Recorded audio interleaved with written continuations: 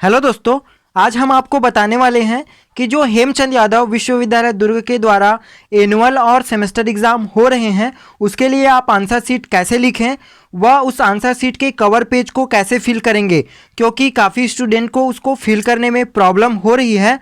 तो और साथ ही हम आपको बताएंगे कि आपके पूरे आंसर शीट कंप्लीट हो जाने के बाद, आपके एग्ज़ाम कंप्लीट हो जाने के बाद आप उसको किस तरह से कॉलेज में जमा करेंगे। तो यहाँ पे हमने एक स्टूडेंट का डेटा लिया हुआ है बीएससी फाइनल ईयर के लिए।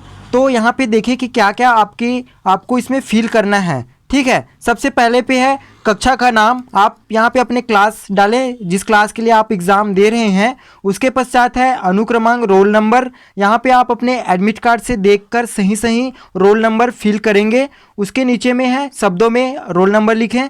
तो दोस्तों यहाँ पे कई स्टूडेंट क्या कर रहे हैं कि इस पे शब्दों में जो रोल नंबर है उसको अरबों, करोड़ों और लाखों में लिख रहे हैं। ऐसा आपको नहीं करना है, इसको केवल अंकों में लिखें। जैसे कि आपके जो अंकों में रोल नंबर है 94010, उसको उसी प्रकार 9401 जैसे हमने यहाँ पे लिखा हुआ है उसी तरह आप लिखेंगे। उसके पश्चात एनरोलमेंट नंबर, नामांकन नंबर।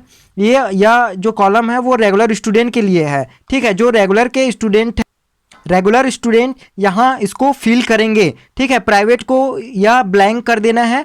और काफ़ी स्टूडेंट बोल रहे हैं कि यहाँ पे जो डिब्बे हैं वो कम है। तो आपको बता दूँ, आप स्वयं से जितने डिब्बे आपको कम पड़ रहे हैं वो क्रिएट कर सकते हैं, लेकिन आपको सही सही इसको फिल करना है। उसके पश्चात नीचे दिया गया है पंजीयन क्रमांक, जो कि प्राइवेट स्टूडेंट यहाँ फिल करेंगे। प्राइवेट स्टूडेंट के एडमिट कार्ड में या रजिस्ट्रेशन नंबर, रोल नंबर के नीचे दिया गया होगा, उसको आप फिल करें यदि आप प्राइवेट स्टूडेंट हैं तो। ठीक है, रेगुलर स्टूडेंट इसे फिल नहीं करेंगे। उसके पश्चात छात्र या छात्रा का नाम, आप अपना नाम डालें, पिता का नाम। ठीक है, उसके पश्चात विषय, जिस सब्जेक्ट का आप एग्ज़ाम आंसर शीट लिख रहे हैं, ठीक है, वो सब्जेक्ट यहाँ पे डालें। उसके पश्चात प्रश्न पत्र एवं प्रश्न पत्र कोड। काफ़ी स्टूडेंट को इसी में प्रॉब्लम हो रही है। ठीक है, वे इसी में कंफ्यूज हैं।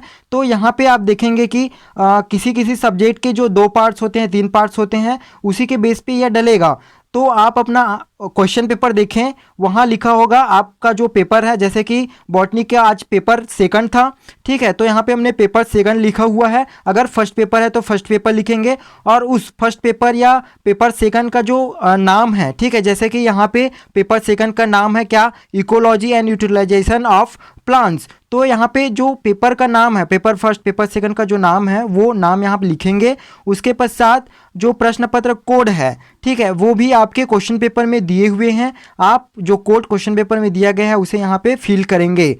उसके पश्चात परीक्षा का दिन, ठीक है, जिस दिन आप एग्ज़ाम दे रहे हैं, जो आंसर शीट लिख रहे हैं उसका दिन डालें। उसके पश्चात है परीक्षा का दिनांक, जिस दिनांक को एग्ज़ाम हो रहे हैं, जिस दिन आपका क्वेश्चन पेपर साइड पे आ रहा है उसका उसका डेट डालें यहाँ पर। उसके पश्चात मोबाइल नंबर, ठीक है, आप यहाँ पे अपना चालू वाला मोबाइल नंबर दें जिसमें हमेशा नेटवर्क हो, ताकि अगर आपके आंसर शीट में कोई प्रॉब्लम हो तो यूनिवर्सिटी या कॉलेज वाले आपको कांटेक्ट कर सकें। उसके पश्चात है संलग्न उत्तर पुस्तिकाओं में कुल पृष्ठों की संख्या। आपने जितने उत्तर पुस्तिका में पृष्ठ हैं आपके, ठीक है, उन पृष्ठों की संख्या यहाँ पे लिखें। ठीक है, और उसके पश्चात है केंद्र अधीक्षक के हस्ताक्षर के सील। यहाँ पे आपको कुछ नहीं करना है। और यहाँ पे है परीक्षा के हस्ताक्षर। ठीक है, काफ़ी स्टूडेंट क्या कर रहे हैं कि यहाँ पे खुद का सिग्नेचर कर रहे हैं, आपको ऐसा नहीं करना है। यहाँ पे उनके साइन आएंगे जो आपके उत्तर पुस्तिका को चेक कर रहे हैं, तो आप यहाँ साइन ना करें। और एक चीज़ ध्यान दें कि आपको इसे केवल ब्लू या ब्लैक पेन से ही लिखना है। आपको इसमें कोई सजावट नहीं करनी है, ना रेड लिखना है ना ग्रीन पेन से लिखना है। ठीक है, केवल ब्लू और ब्लैक पेन ही यूज़ करें। तो यह रही आपके आंसर शीट के कवर पेज को भरने की जानकारी। और अब आगे बताते हैं कि जब आपके सारे एग्ज़ाम कंप्लीट हो जाए तो इसे आप किस तरह से कॉलेज में जमा करेंगे, या अगर आप पोस्ट करना चाहते हैं तो किस तरह से पोस्ट करेंगे।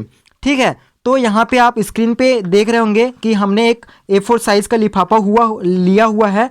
ऐसी लिफाफे में आपको अपने आंसर शीट को डालना है और एक सब्जेक्ट के लिए आपको एक लिफाफा यूज़ करना है। अगर उस सब्जेक्ट के 1 या 2 पार्ट्स हैं तो उन पार्ट्स को आप एक ही लिफाफा में डालें, ठीक है, लेकिन पर सब्जेक्ट के लिए पर लिफाफा आपको यूज़ करने होंगे, ठीक है। उसके पश्चात क्या करें, इस लिफाफे के लिए इस तरह का एक फॉर्मेट ले लें, जिसको आपको सभी लिफाफे के ऊपर में लिखना होगा, ताकि पता चले कि इस लिफाफे के अंदर कौन कौन से सब्जेक्ट डले हुए हैं और इन लिफाफे में जानकारी क्या क्या है, ठीक है।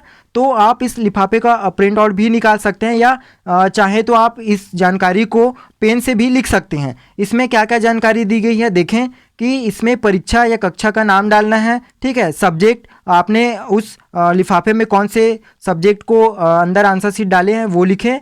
उसके पश्चात अनुक्रमांक अंकों और शब्दों में, ठीक है। और उसके ऊपर देखें प्रश्न पत्र, आपके कौन से पेपर फर्स्ट है सेकंड है, ठीक है, और उसमें उस प्रश्न पत्र का क्या नाम है वो वहाँ पर अंकित कर दें। उसके पश्चात आपका नाम लिखें, परीक्षा का दिनांक लिखें और अध्ययन केंद्र, आप जिस कॉलेज में पढ़ाई करते हैं, और अगर आप प्राइवेट स्टूडेंट हैं तो जहाँ पे आपने फॉर्म अप्लाई किया है एग्ज़ाम के लिए, उस कॉलेज का महाविद्यालय का नाम आप यहाँ पे अंकित करेंगे।